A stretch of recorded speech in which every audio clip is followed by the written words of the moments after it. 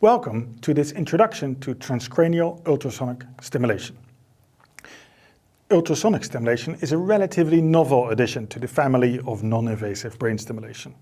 So let's first look at the two most famous ones. Transcranial magnetic stimulation on the left, or transcranial direct current stimulation on the right. And we're looking at some field modeling, where you can see that conventional TMS is a bit focal. Conventional TDCS might stimulate half of the brain. By nowadays we can shape it, we become more focal. But there's one major limitation. Both of these techniques rely on electromagnetic fields. And that means that they are always limited in depth that they can go. If you would like to stimulate very deep, you would need a much stronger stimulation. The physics of fields here predicts that the field is always strongest at the source. So if you want to stimulate deep, you're also stimulating everything in between. How do we really get deep in the brain, and only there? Well, this requires the physics of waves. Because waves, we can create an interfering pattern. We can focus it and we can manipulate it. Of waves, maybe optical waves, light, are the most well-known, but they don't transfer, they don't go through human tissue that well. They get absorbed very quickly. Luckily, there are waves that travel really well through biological tissue. And we all know it as ultrasound. Very high frequency sound waves that in a clinical context we know from, for example, from taking a picture of a baby in the belly. These high-frequency sound waves, too high to be audible, they're traveling through the human body and they can reflect back, and we can use computers to calculate the reflections to create an image of what they were encountering. This is called ultrasound imaging or diagnostic ultrasound. But here, we're not talking about the reflections and the imaging, we are talking about ultrasound stimulation. We care about the energy, the ultrasound energy that we send. And the beauty is we can control our stimulation and we can focus it. For example, if we have many sources across the top of the head, where we can create a tiny millimeter precise focus even deep in the brain, safely through the human skull from the outside. And because ultrasound is already so widely applied as a medical technology for diagnostic imaging, it is a very mature technology where we can even have stimulators that are very lightweight and small, maybe for a future of wearable devices for neuromodulation. Ultrasound stimulation, specifically focusing ultrasound on one point to deliver energy, is quickly becoming a new key technology in research and medicine.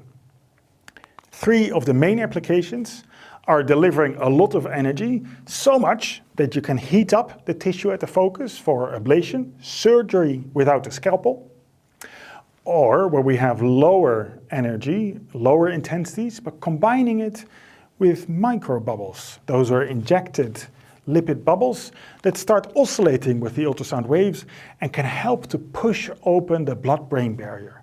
This is the main barrier that hinders effective drugs that are entering the bloodstream to go into the brain and have their effect.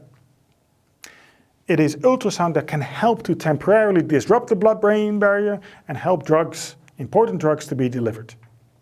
Most of the talk actually will be spending on neuromodulation, low-intensity ultrasound that directly interacts with neurons without anything extra. But I'm going to take a few moments to consider surgery, ablation, and drug delivery. It also shows you how we can use ultrasound to focus. For surgery, people are wearing a whole helmet around their head, and from 1,000 elements, from 1,000 sides, the ultrasound is focused on a tiny spot. In fact, they do this in the MR environment, so you can measure the temperature at the spot, and you know that you're exactly where you want to be. It is most applied nowadays for surgery of essential tremor. This is when people have a continuous tremor, but the tremor is often driven by one circuit that centers around the medial or the ventro-intermediate nucleus of the thalamus, a small, tiny region deep in the brain. If you would remove or perturb with this brain region, the tremor might be reduced. And this is exactly what they're doing with focused ultrasound. At that part in the brain, they're making a very small lesion. You can see this, what it means for a patient.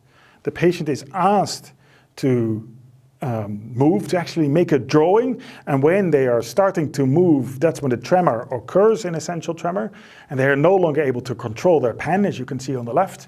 There's also a scan of the brain before the surgery. Then they deliver ultrasound specifically at this focus, and you can see the tiny lesion on only one half of the thalamus. And already immediately afterwards, the tremor is gone, and the patients are able to draw circles and lines again without this tremor. It means that a patient can come into the hospital in the morning and 3 hours later be free of a tremor that could have affected their lives for decades. This is ablation, neurosurgery without a scalpel. The second application I was talking about is drug delivery, opening the blood-brain barrier. And this now is emerging into human applications. Consider here Alzheimer patients where, for proof of principle, showing that it can be done, they've added what's known as a contrast substance that doesn't pass through the blood-brain barrier, only at the places where ultrasound was focused. And you can see those 9 little dots, the tiny dots, very accurately targeted, where this drug actually has extravasated out of the blood vessels and into the rest of the brain. Opening the blood-brain barrier to deliver drugs. That could be to have new drugs for Alzheimer's treatments or Parkinson's, but also very importantly drugs, for example, for cancers, for brain cancers that need chemotherapy, and you don't want to have chemo at such high intensities or levels in your whole body that they finally pass through the blood-brain barrier. No, you would like them to be delivered only where you want them, at the cancer and the tumor site. It sounds like this is a technology of the future, but in fact, in the 50s of the last century, people were already receiving ablative neurosurgery using ultrasound. Back then, it required a removal of part of the skull so the ultrasound could go through. Nowadays, we have whole engineering and computer-guided ultrasound that doesn't require any scalpel or opening of the skull. But it also allows me here to introduce ultrasound, focused ultrasound for neuromodulation. Because it's the same team, this is actually led by William Fry, who are not using it at high intensities for neurosurgery, but also pioneered this for low intensities in neuromodulation. Let's look at some of that pioneering work. He was focusing multiple beams of ultrasound on a part of the brain in a cat. This is a part of the thalamus that's a relay point of visual information. The cats were anesthetized, they were sleeping, but they received flashes of lights and their brain activity would still spike. You can see that visually evoked potential here. But when ultrasound was delivered on this part of the brain, on the lateral genicular nucleus of the thalamus, suddenly the brain activity was reduced. After ultrasound was already stopped, it came back again. This is true neuromodulation, right? We have a visually evoked potential, it's modulated during ultrasound and actually comes back to baseline afterwards. We can observe it, but maybe perhaps we're still not believing it. And it's actually only in the past 10 years that this approach has been rediscovered. And now we know much more. There are strong models on how the acoustic force can bias on the membrane and the ion channels, really leading to a trickling of calcium ion channels. And that in turn can lead to neuromodulation.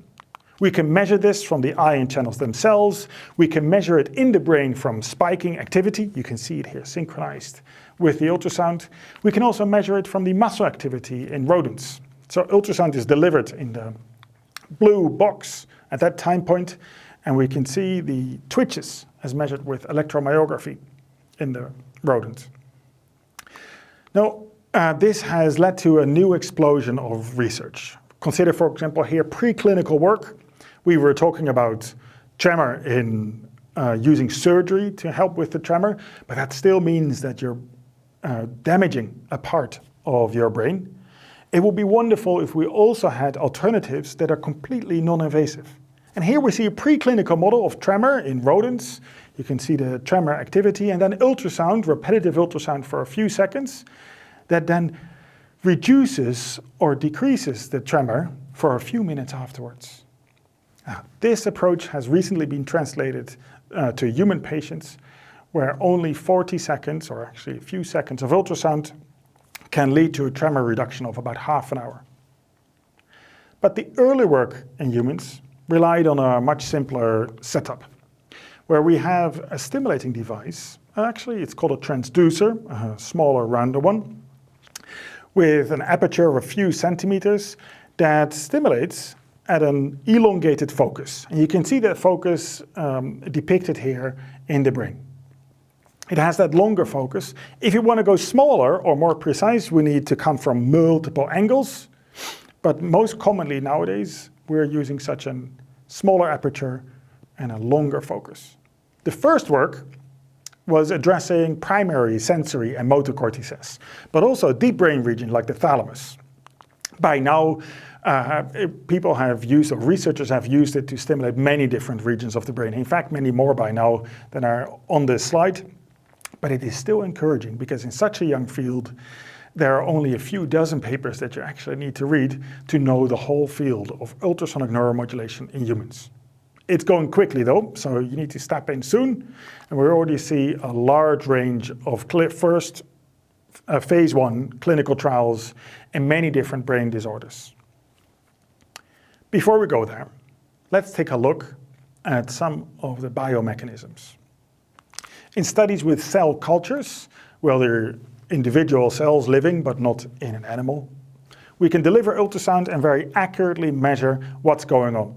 And some of the things that have been observed are, for example, that ultrasound modulates these ion channels, mostly the calcium ion channels. There's a trickling of calcium. It goes quite slowly in the beginning, but it is dependent on having both the ion channels and having the whole microskeleton of the cells.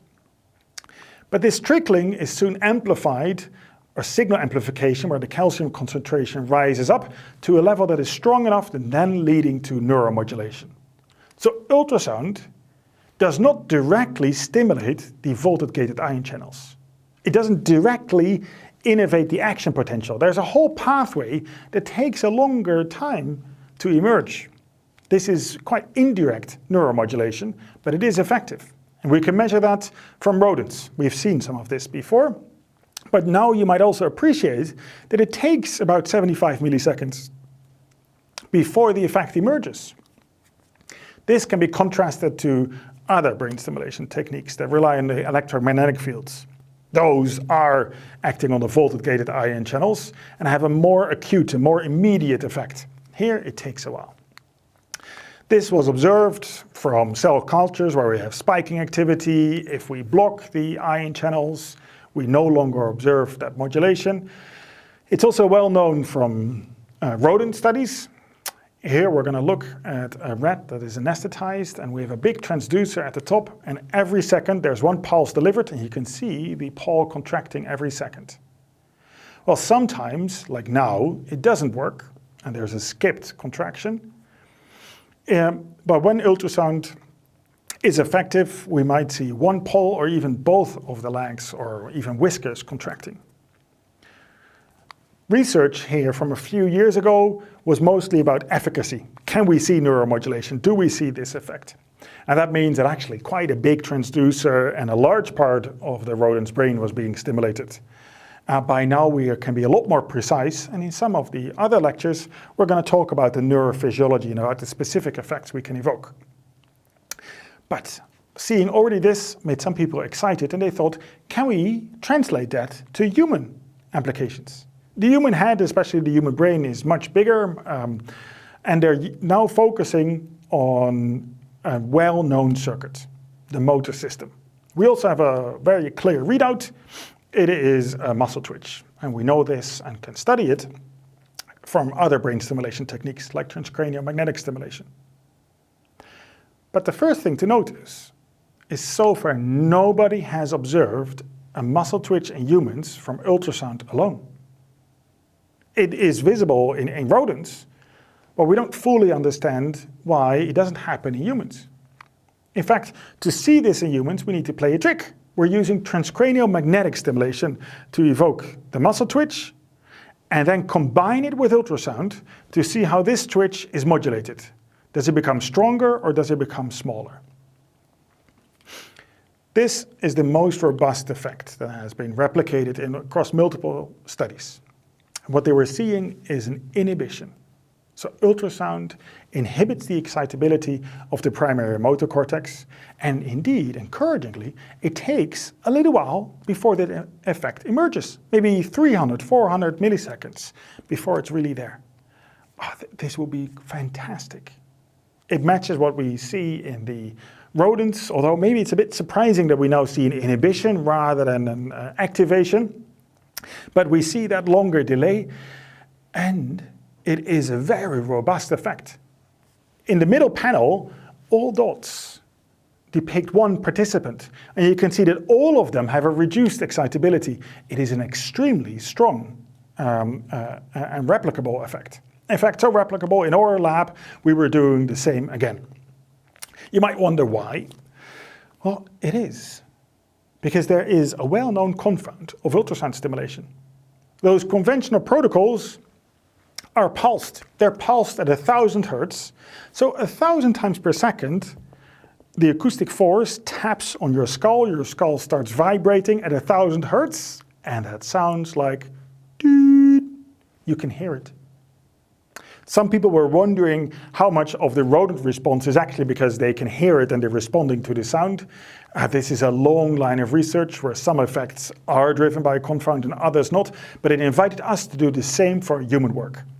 So how do we know this is a replicable effect? How do we know that this is either driven by ultrasound or sound?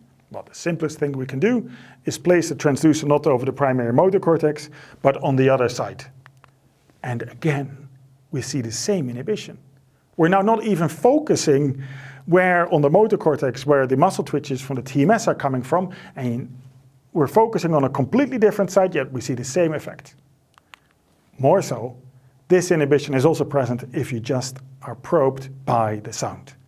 The sound confound of this stimulation, the specific 1,000 hertz stimulation, that might be alerting you that there is a TMS probe coming up and your brain automatically inhibits. This is a learned cued effect. And now you might be wondering, oh, is there anything happening at all in the human brain? Well, there's lots of other studies, and in some of the following lectures, we'll be diving deeper into these effects. For example, showing that it's not just brain stimulation, as if we're evoking new activity, but it's really specific modulation that is most, or actually really dependent on activity already happening in that brain circuit. At rest, the previous study, we don't see these twitches, but when a brain circuit is active, for example, when you're engaged in a task, then we can see modulation. And in this specific study, with well-designed control conditions, they were seeing that people are slightly better at perceiving stimuli, on which direction the dots are moving, but only when they had to make a decision and not when it's super easy. And they were hardly involved. A fair bit of human studies are focusing on these acute modulations. But others studies are copying paradigms that we know from other non-invasive brain stimulation techniques and addressing longer lasting effects, right? These plasticity inducing effects. In ultrasound we have something similar. Animal work here actually in pigs was showing that repetitive ultrasound might induce long-term depression, a longer-lasting modulation after the ultrasound has already stopped. And we were copying these approaches to non-human primates, which are very closely related to humans. Based on early pilot data from Paris, Jean-François Aubry and Pierre Pouget, we were applying a repetitive ultrasound at 10 hertz for about 40 seconds, at a deep cortical target, the anterior cingulate cortex, or a deep subcortical target, the amygdala, very important in learning and emotion. And based on earlier behavioral pilots, it had been shown that this repetitive ultrasound protocol can have a longer lasting effect. What we wanted to do is see if we can track where this effect is happening in the brain. And we were using resting state fMRI. So after 40 seconds of ultrasound, the monkeys were going in the MR scanner, they were still lightly asleep, anesthetized. Their brain is active and fluctuating up and down, and we're analyzing these brain fluctuations to see if we can find any modulations induced by the ultrasound. Primarily, we saw these changes at the focus, either the anterior cingulate cortex or the bilateral amygdala. And I'm just going to unpack that effect for the amygdala. Let's look here at the left side. This is a monkey brain seen from the front. We can look at the frontal pole and the temporal pole a little bit from below. And indicated with the asterisk is where the amygdala is located. We're using a very simple seed-based analysis. So we're placing a seed in the amygdala, we're seeing how this fluctuates in activity up and down. We can also track the activity across the rest of the brain. And some brain regions that are strongly coupled with the amygdala will also co-fluctuate up and down. And these are colored in hot colors here. We see the orbitofrontal cortex and the temporal pole, brain regions that we know that are strongly anatomically connected with the amygdala. But now what happens after we stimulate with ultrasound, 40 seconds only, we see that this connectional pattern is disrupted. We have evidence of neuromodulation. We're able to check this for every part in the brain. That's actually how we calculated those heat maps. And you can see how we're using this as a proof of target engagement. In other lectures, we'll go more in detail on the whole brain mapping, on the duration of these effects and its specificity, and also its translation to human applications. But in the field, very quickly, this is becoming a standard tool to start studying the function of brain circuits. Namely, we now have a tool to causally perturb with deep brain regions.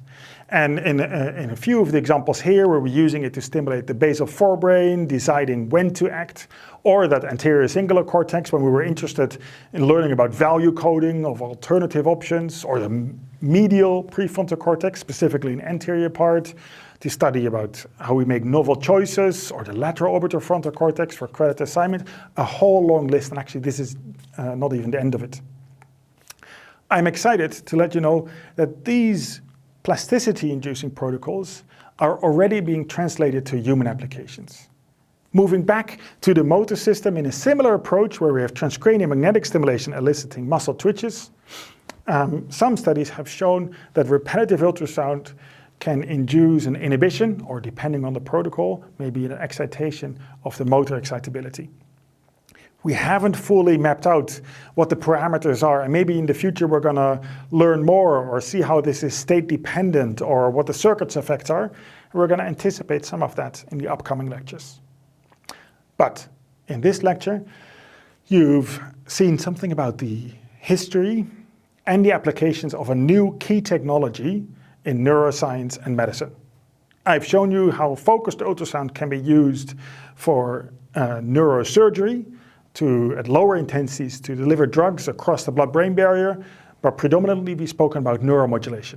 We were discussing some of the biomechanisms, how there's a delayed effect to emerge, how in animal work there is very consistent evidence of neuromodulation, how more recent human work, we're still figuring out some of the fundamentals.